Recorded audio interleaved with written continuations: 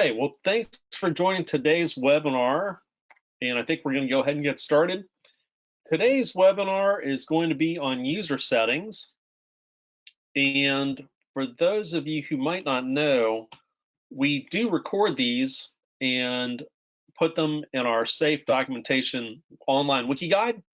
So if you go to this page, which is going to be safewiki.trackerproducts.com, you can scroll down past general and user information, and down here at the bottom, we have our training webinars.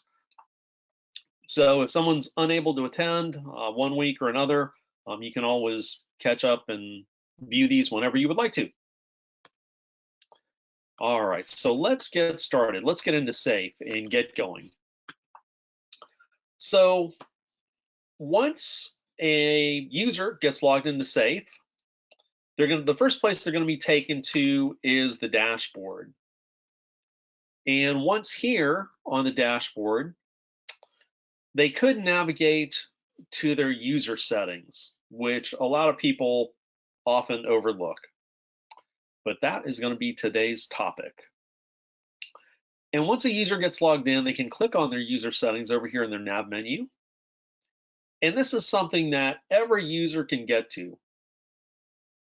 And there are a number of things in here which every individual user can customize. And I don't know, fortunately or unfortunately, there's no way to prevent them from doing this. So they could scroll down to the bottom of that user setting page, and they could change their password.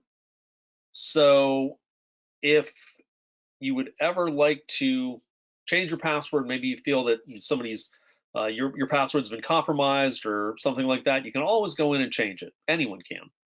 All you need to do is click change password, put in your current password, whatever that might be, and then they can enter a new password. And there are a number of requirements for that. It has to be at least 10 characters long, less than 128 characters, can't contain 2 identical characters in a row, and has to have at least 1 uppercase, a lowercase, and some kind of a special character before you're going to be allowed to proceed. Click save, and you'll be good to go. All right. So that was one thing they can do in there. Now they can also click edit. And once they click edit, they're going to be able to do a number of other things. So let's try that. I just clicked edit. And let's start at the top. One of the first things they can do at the very top is they can click edit here, and they can put in a picture of themselves or anything under the sun that they would like to. And we've seen a lot of interesting pictures over the years, as I'm sure you will too, once users find out that they can put anything in there. Now, these pictures are not going to show up on any reports or anything like that. The only place that they're going to show up is right up here in this top left-hand corner, which is going to have their name and their picture, whatever that might be. So they can do that. Now, they can change around their first name or their middle name or their last name if they don't like the way it is in there. Now, they cannot change their email address, as that is going to be set by the org admins of the system during user setup. And to set up, if you're an org admin, to set up a user, you would go into settings and user admin and click add. And from there, you can give that person a first name, middle name, last name, first name, last name, email address. And that is where that email address is going to be set by you, the system administrator, the org admins. All right, let's go back into user settings. Some of the other things that a user can customize are their mobile phone numbers, or they could set an other phone number. So what's the point of having a mobile phone number in there or an other phone number? Well, If you would like to contact that person, if you're an administrator and you want to have easy access to their phone numbers, you could put this in during the user setup or have them enter it. And that could be important, especially the mobile phone numbers, if a workflow has been set up. So if you would like to set up a workflow, you can go into settings and workflows. And a workflow is basically an alert. So let's add a workflow. And we'll call it something. Call it test workflow. Let's attach this to items. And we can assign users.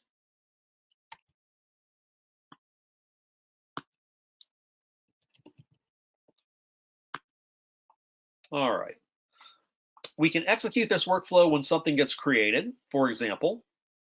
And the next fields are going to be, what record should we use for this workflow or this alert? Well, let's try something with maybe a matching criteria where a category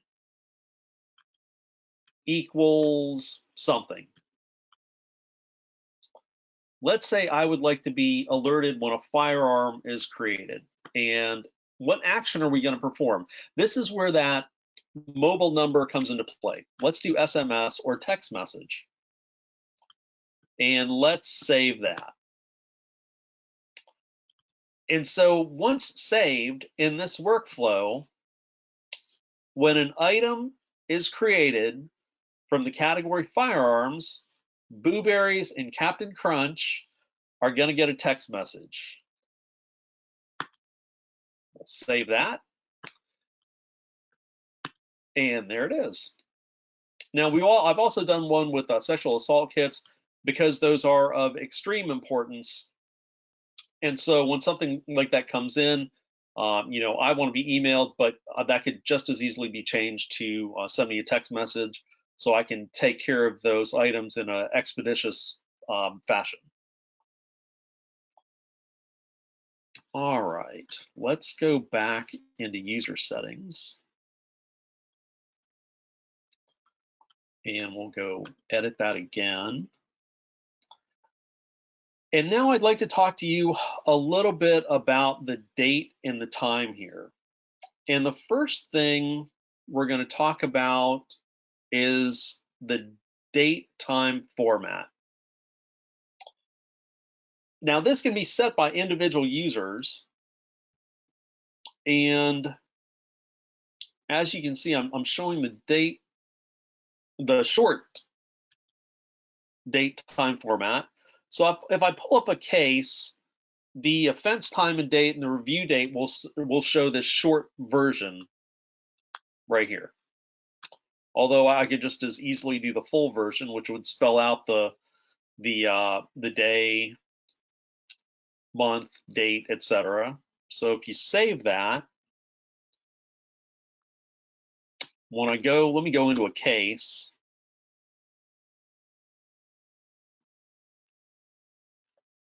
And let me pull up an item. Well, actually here, the offense date, time and date shows in that long format here. The review date, if you have automatic disposition turned on, the review date will show that long date here. Let me go to my items. Let me pull up an item. Let's do this one and pull up a report. I'll just pull up maybe a chain of custody report.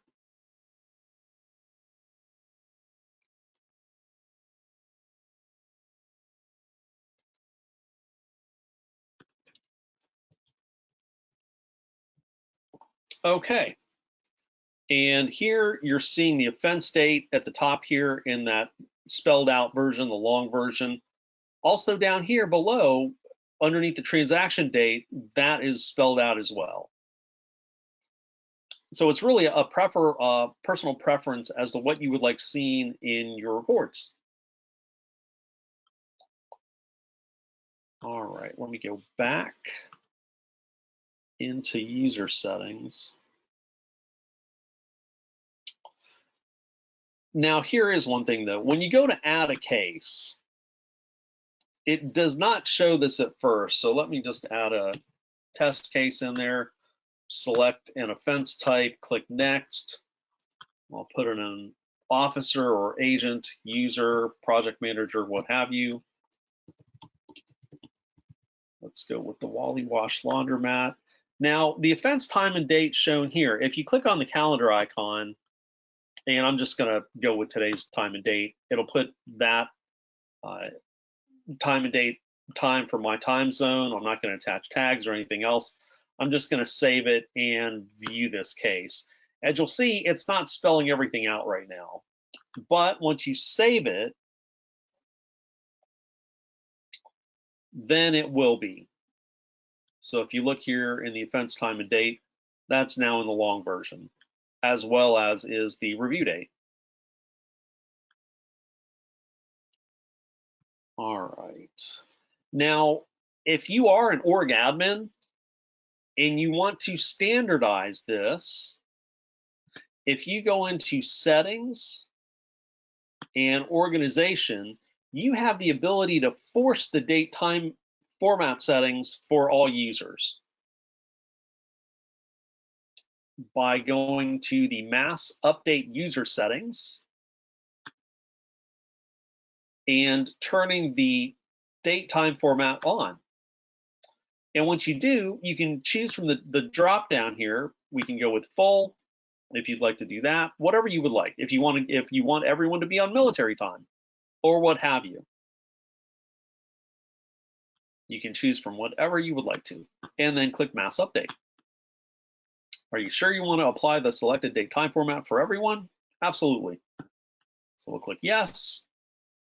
All of my users are now updated, and everyone is going to be on the same page and using that date time format. There is a caveat to this, however.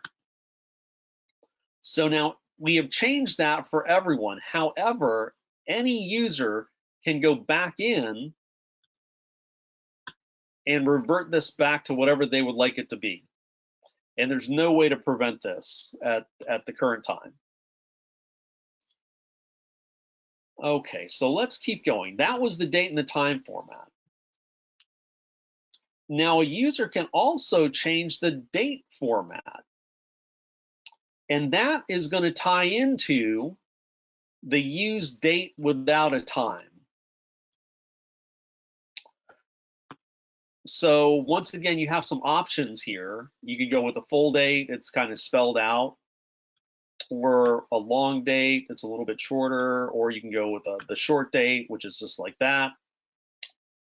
Let's go with the short date.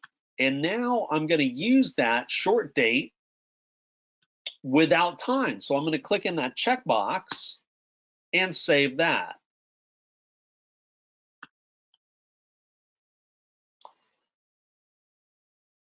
All right. So now let's enter an item. So I'm going to go back to a case. Let's go back to our test case. And go to our items tab. And let's add an item.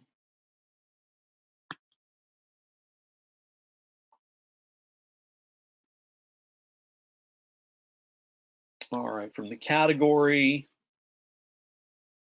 we can pick whatever we want. Do we have laptop in here? Perfect, laptop. So click next. Who recovered the item? Where was it recovered at?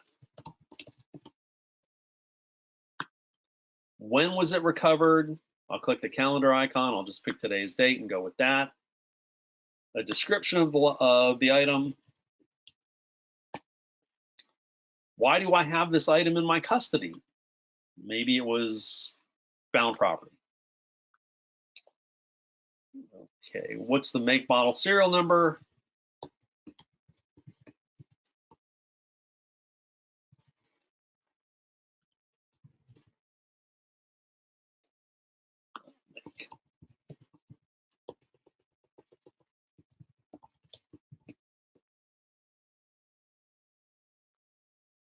All right, where am I going to store this item? Let's throw it in a temp locker. Can't store anything there. That's fine. We'll put in a /. Let's throw it in temp locker 2. My computer form is showing up requesting additional information.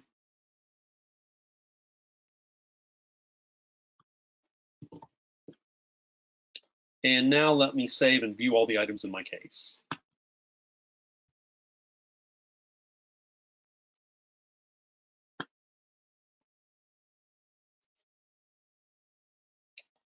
All right, so there under recovery time and date, it's just showing the date. If I go in and view this item,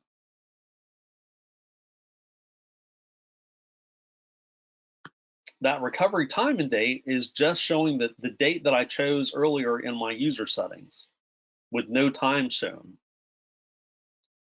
And so this will also come into play. Let me scroll down the bottom here and pull up another chain of custody report for this item.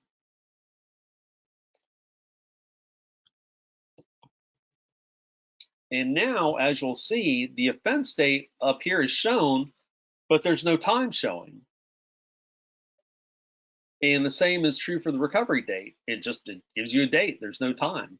Transaction dates have a date, no time.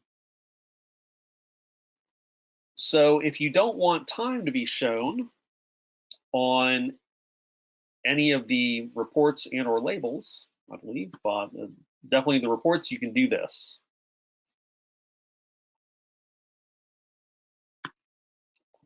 All right, let me go back into my user settings next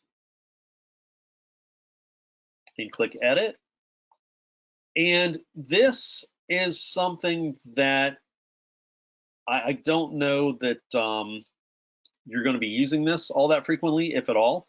This can be changed on a user by user basis. And in the user translation, if nothing is selected, it's just going to go to your default. And right now, there's also the tracker testing grounds default in there.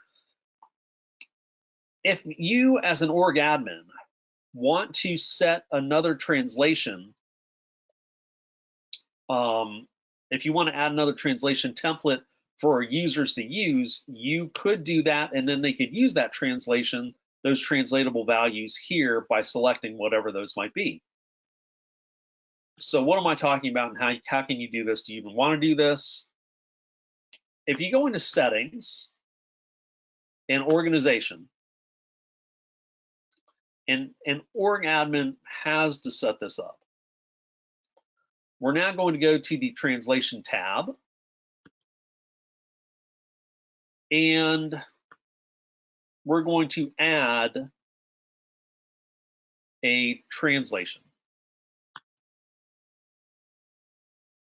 And the new language, let's template name, we'll call it French. We're copying it from English. Click OK. And now that's created a French translation. Now, if I click on French, I just copied it from English, so nothing has really changed. But if you went in here and changed these values to French and save those changes, then you would get a French translatable table of values, essentially. So then your users could go into their own user settings, edit that, and then change their translations and flip between English and French. So if you're in Canada, for example, maybe that's something that would interest you in being able to flip between the two. Or if you're in a Spanish-speaking country, like Mexico or some other Spanish-speaking country where you would like to do that, you could flip between the two, English and Spanish or Portuguese or whatever. Most of you are not going to do that, but I just wanted to show that to you anyway. So that is what the user translation is for. Next up is Google Authenticator for MFA or multi-factor authentication. So this is like if you're doing online banking, for example. If you go to your bank's website and try and get logged in, the bank might send your cell phone a code or a PIN number, and then you have to enter that number, and then you can get logged in. Now, unlike a PIN number for like an ATM or something, the PIN number that your bank sends you is going to change every single time you log in. So if you would like to, you can turn this on and go about doing those things. Now, the org admins of the system, to set this up, will have to go into settings, organization, and scroll down until you see the Google Authenticator section. Then you can click edit and turn this on. And that's going to turn it on. These are global change. This is a global change. So that's going to turn Google Authenticator on for everyone. So everyone will be forced to use Google Authenticator. Now, once you do that, and I will show you this in the wiki guide. I'm going to go to my safe documentation wiki guide here in a second.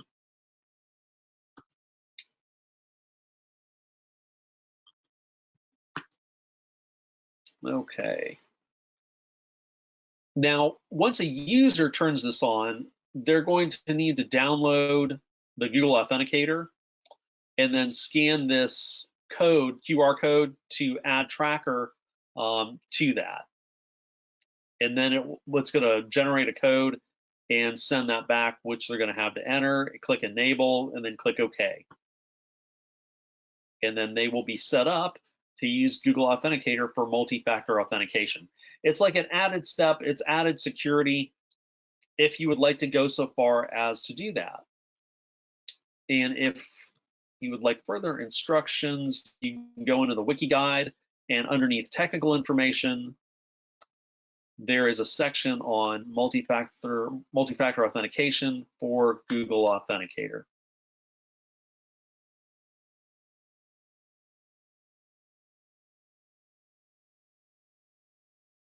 All right, so that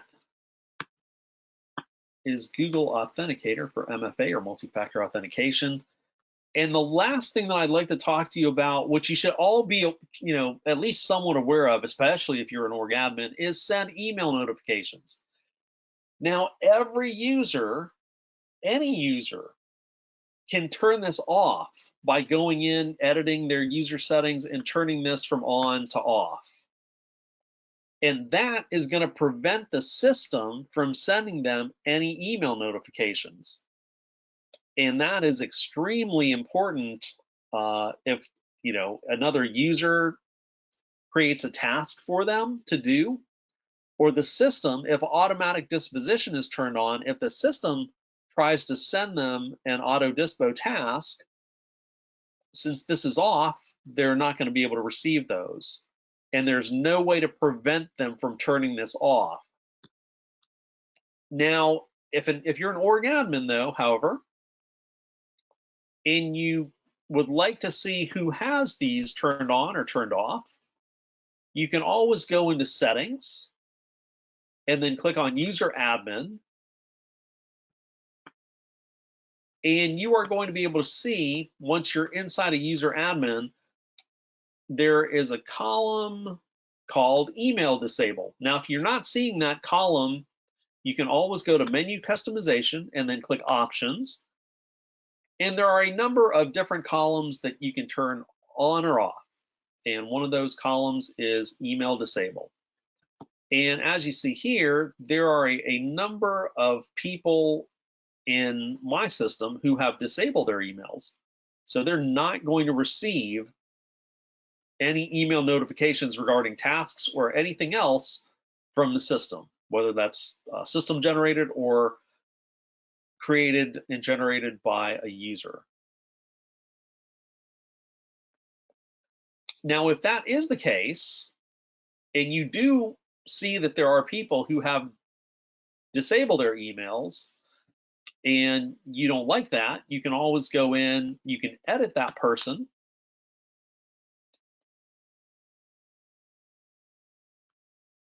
and turn that send email notifications from off to on and click OK.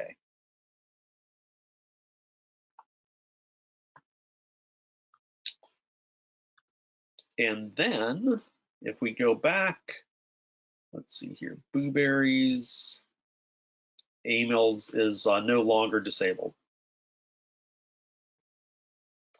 Now, unfortunately, I believe you're going to have to do that with each, you're going to have to go into each individual user account to re-enable their emails if they've been disabled. There's no, you can't select a number of people who have disabled their emails at one time and re-enable everyone's email, unfortunately.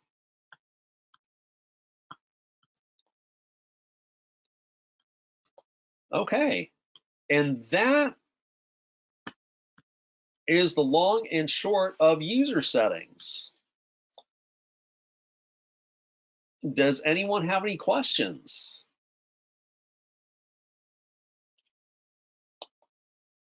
Fairly straightforward. So if anyone does have any questions, please feel free to give me a call or send me an email. You can reach me at rdacosta@trackerproducts.com. Feel free to email support@trackerproducts.com if you have any questions, and we will make sure that we get you all taken care of. Other than that, thank you so much for attending today's webinar. I hope you have a wonderful rest of your day, rest of your week, and we'll see you next time.